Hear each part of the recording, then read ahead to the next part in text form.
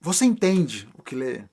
Ao longo do ano passado, em 2025, e ao longo desse ano, meu propósito aqui no Instagram é esse: desafiar você a ler a sua Bíblia e a cultivar no seu coração uma santa expectativa de que essa leitura possa, de fato, transformar a sua vida. Porque eu creio profundamente que a leitura consistente da palavra de Deus, a compreensão profunda da palavra de Deus, certamente é transformador para a vida de qualquer pessoa. E você tem sim muito a se beneficiar cultivando esse hábito, lendo a sua Bíblia diariamente, buscando compreender verdadeiramente, compreender o sentido real do texto a partir da perspectiva daquele que escreveu, o que ele quis dizer quando ele escreveu, como é que eu posso aplicar isso para a minha vida. Essa compreensão profunda, real da palavra de Deus, certamente vai transformar a sua vida. E é por isso que eu venho aqui dia após dia, para trazer uma reflexão e incentivar você a que cultive esse hábito aí, por crer no poder transformador dessa palavra. Mas uma coisa é fato, não adianta ler a palavra, não adianta ler a sua Bíblia, é preciso também compreender. Uma leitura descuidada, despretensiosa, desatenciosa, ou que não se preocupa em compreender os contextos e compreender a forma de comunicar do texto bíblico, pode ser às vezes até destrutiva. Um texto mal compreendido pode causar sim muito estrago. Tá aí, a maioria das heresias muito propagadas no meio cristão vem de textos bíblicos que são mal compreendidos por um estudo mal feito. Então sim, é importante ler o texto bíblico? É claro que é. Todo crente deveria acessar o texto bíblico, deveria ler com constância, mas temos que fazer isso com cuidado, com atenção, com desejo profundo e dedicação para entender o que o texto realmente quer dizer. E a nossa leitura de hoje, no capítulo 8 do livro de Atos, nos coloca diante de um encontro que nos faz refletir um pouco sobre isso. E é nesse encontro, no encontro de Filipe com o alto oficial etíope, com esse eunuco etíope, que eu quero focar para vermos essa interação e vermos essa lição que nós podemos extrair daqui. Mas antes de chegar lá, antes de chegar nesse encontro, eu quero fazer um panorama geral do capítulo com você, porque no capítulo 8 nós temos uma transição muito importante do livro de Atos, que vai te ajudar a compreender a narrativa mais ampla do livro, e por isso eu quero destacar alguns aspectos aqui com você. Olha como é que a gente começa o capítulo 8. Uma grande onda de perseguição começou naquele dia e varreu a igreja de Jerusalém. Todos eles, com exceção dos apóstolos, foram dispersos pelas regiões da Judéia e de Samaria. A partir do dia do martírio de Estevão, a partir do dia em que Estevão foi então assassinado ali diante daquelas autoridades judaicas por ter anunciado ali o evangelho, por ter contrariado aqueles líderes, se abateu sobre a igreja uma grande perseguição. Aquele foi o estopim de uma grande perseguição que fez com que todos esses discípulos de Jesus que estavam ali na região de Jerusalém, com exceção dos apóstolos, todos eles tiveram que fugir para salvar as suas vidas. E eles foram espalhados pelas regiões da Judéia e pelas regiões da Samaria. Vamos voltar lá no capítulo 1, verso 8 do livro de Atos. Vocês receberão poder ao descer sobre vocês o Espírito Santo e serão minhas testemunhas tanto em Jerusalém como em toda a Judéia e Samaria e até os confins da terra. Até aqui, o livro de Atos nos mostrou a igreja acontecendo em Jerusalém. E nesse primeiro momento a igreja não se espalha, a igreja continua ali, eles continuaram ali em Jerusalém. Aqui nós temos um ponto de guinada, de virada dessa história, onde a perseguição desencadeada no episódio de Estevão faz com que esses discípulos de Jesus, que agora já eram muitos, somados a tantos que andaram com Jesus e tantos que se converteram ao longo desse caminho, nessas pregações ali em Jerusalém, nós temos agora essa quantidade enorme de discípulos de Jesus que precisa fugir para salvar suas vidas e se espalham pela Judéia e Samaria. Jerusalém, Judéia e Samaria. Então, essa perseguição faz com que eles se espalhem. O texto vai nos dizer que por onde eles iam, aqueles que foram dispersos, por onde eles foram, eles anunciavam as boas novas a respeito de Jesus, onde quer que fossem. E isso é um destaque muito interessante que Lucas faz ao escrever o livro de Atos, para dizer que aqueles que saíram precisaram fugir para salvar suas vidas, mas eles não se calaram, eles não silenciaram, eles não deixaram de anunciar o evangelho, muito pelo contrário. Eles saíram, eles se espalharam ali pela região, mas por onde eles passavam, eles anunciavam a mensagem do evangelho, anunciavam a salvação em Jesus. E é assim, e foi assim que esses discípulos se tornaram testemunhas de Jesus, também em toda a Judéia e Samaria. Aqui o texto vai nos apresentar, então, um outro personagem, vai nos apresentar a Filipe. E é interessante a gente notar isso. Lembra, e eu vou chamar sua atenção para isso, Filipe foi um dos gentios de fala grega que foi levantado como líder, como liderança na igreja, lá no capítulo 6, junto com Estevão e aqueles outros homens que foram levantados para cuidar da distribuição das cestas. Filipe também é mencionado naquele texto. Perceba que aqui, agora nós temos uma transição, não só pelo espalhar desses discípulos, que agora vão anunciar o evangelho por toda a Judéia e também pela região de Samaria, mas também nós temos novos personagens engajando nessa propagação do evangelho. Até aqui, a igreja estava centrada em Jerusalém, os principais episódios narrados envolviam Pedro, envolviam João. Agora nós temos um novo personagem, nós temos Filipe, um discípulo também de Jesus, ouviu a mensagem do evangelho, se converteu, fazia parte dessa comunidade, fazia parte da igreja, e agora Filipe vai surgir como um pregador do evangelho, como uma testemunha fiel de Jesus, também nessas suas andanças, nessas suas jornadas, inclusive sendo conduzido pelo Espírito Santo de Deus para que pregasse o evangelho. Percebe como nós temos novas lideranças, o evangelho indo à Judéia, indo a Samaria e sob a liderança e debaixo da pregação de um judeu de fala grega, novas lideranças que estão se levantando e contribuindo para a propagação desse evangelho.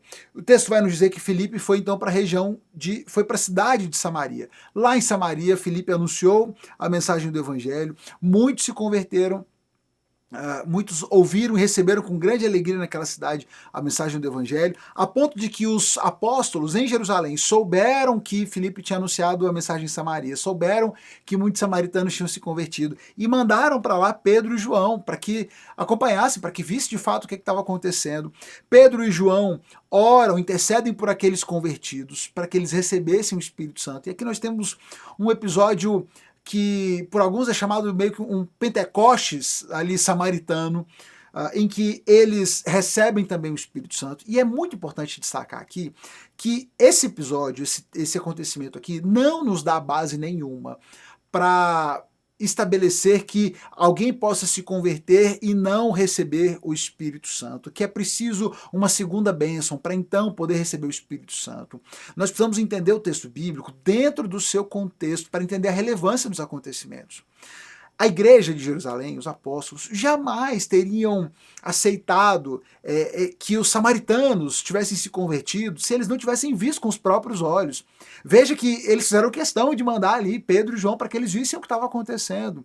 E o Senhor, na sua sabedoria, entendeu que era importante que os apóstolos fizessem parte daquele processo, daquele momento, estivessem ali presentes, orassem, intercedessem e vissem, testemunhassem que aqueles convertidos receberam também o Espírito Santo, como havia acontecido com eles, para que ficasse claro, sem nenhuma sombra de dúvida, que o evangelho também era para os samaritanos, era para toda a Judéia. Nós temos aqui um episódio importante de transição, de compreensão dessa expansão do evangelho e essa compreensão de que o Espírito Santo seria para todos. Aqui nós temos a primeira menção do Espírito Santo fora ali de Jerusalém, chegando a Samaria. E vale a pena a gente destacar que os samaritanos e judeus não se davam nada bem. Os samaritanos eram uma mistura dos judeus, os poucos judeus que ficaram no episódio do exílio, os poucos judeus que sobraram ali, com os gentios que foram enviados para ocupar aquele território ali do Reino do Norte. Então, eram gentios misturados com judeus, tinha uma religiosidade completamente bagunçada. Por isso que é tão importante nessa expansão do evangelho, essa esse passar de bastão, essa contribuição dos apóstolos ali, orando, eles recebendo o Espírito Santo, os apóstolos vendo aquilo, testemunhando aquele acontecimento.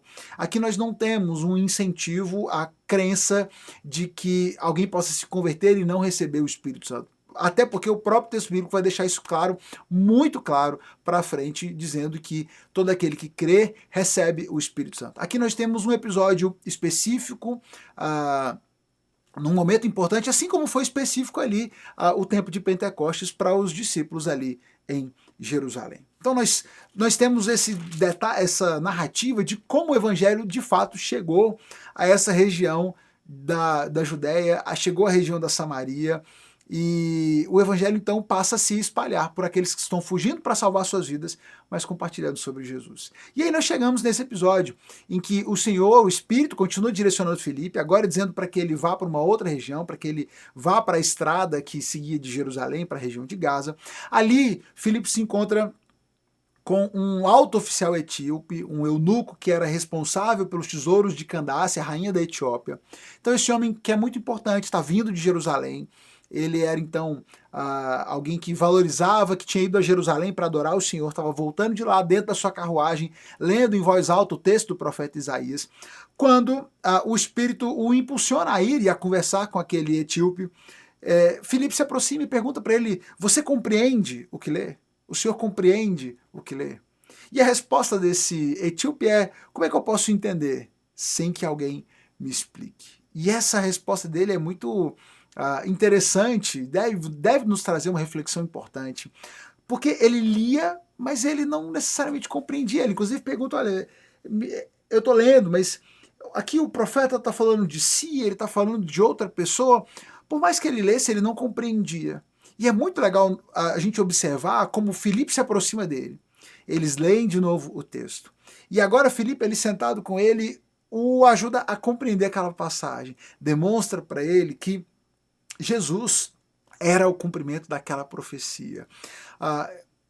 Filipe não só o ajuda a compreender o texto, como faz a ponte e diz que Jesus era o cumprimento daquela profecia do profeta, anuncia as boas novas a respeito do evangelho, as boas novas a respeito de Jesus.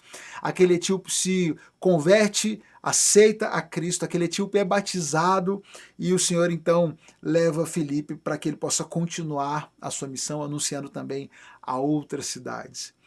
E essa breve interação, mas profunda e transformadora interação de Filipe com esse etíope me faz refletir bastante sobre a importância de que nós valorizemos o texto, desejemos ler o texto, mas que também nos empenhemos para compreender de forma adequada as Escrituras, buscando alguém que nos ajude a compreender, buscando as ferramentas que nos capacitem a compreender o texto e ver o poder transformador dessa palavra. Compreender aquele texto lido transformou a vida desse etíope. Foi a diferença entre uma viagem que era para ser só um retorno para casa e acabou sendo um episódio transformador e salvador para a vida daquele etíope, que compreendeu a mensagem do evangelho, foi salvo, foi batizado ali naquele trajeto. Quantas outras pessoas estão por aí, talvez lendo suas Bíblias, acessando o texto bíblico, ouvindo uma coisa ou outra, mas ainda não compreendem as verdades do evangelho. Você e eu que compreendemos essas verdades, temos essa responsabilidade de ajudar as pessoas a que compreendam a verdade do texto bíblico, para que possam assim então ser transformadas, edificadas, salvas pela verdade do evangelho que nós vamos encontrar nas Escrituras. Que o Senhor nos ajude, nos dê sabedoria para isso, para abençoarmos a vida das pessoas, ajudando-as a compreender aquilo que leem nas Escrituras. E que você seja abençoado por isso também. Se você deseja compreender mais das Escrituras, meu incentivo para que você continue vindo aqui todo dia ao longo desse ano, né, nos dias da semana, eu terei vídeo aqui, você terá vídeos aqui te ajudando a compreender aspectos do texto, mas busque também outras fontes, busque outros bons pregadores, busque ferramentas de estudo, vá ler sobre a Bíblia, sobre os estilos bíblicos, sobre a literatura bíblica. Inclusive tem um livro muito bom que te ajuda a compreender os estilos bíblicos, que tem exatamente, o título dele é exatamente essa frase, Entendes o que lê? Entendes o que lês é o título do livro. Se você quiser um livro que te ajude a compreender os estilos literários da Bíblia, vale a pena demais a leitura desse livro. Então busque ferramentas, busque se capacitar para compreender a palavra de Deus, porque certamente vale a pena e certamente será transformador para a sua vida. Que o Senhor nos ajude no entendimento e na aplicação dessas verdades nas nossas vidas. Compartilha essa reflexão com alguém que possa ser abençoado por ela, manda para um amigo, manda para um familiar, e vamos juntos acompanhando o desenrolar então desse espalhar, dessa expansão do evangelho agora por outras regiões, por toda a Judéia, por toda a Samaria, e daqui a pouco nós vamos ver que entrará um novo personagem, Paulo, que será o responsável por levar também esse evangelho até os confins da terra, e é essa expansão que nós vamos continuar acompanhando ao longo da leitura do livro de Atos. Não perde não, volta amanhã, nós seguimos na leitura agora do capítulo 9. Deus te abençoe, até amanhã.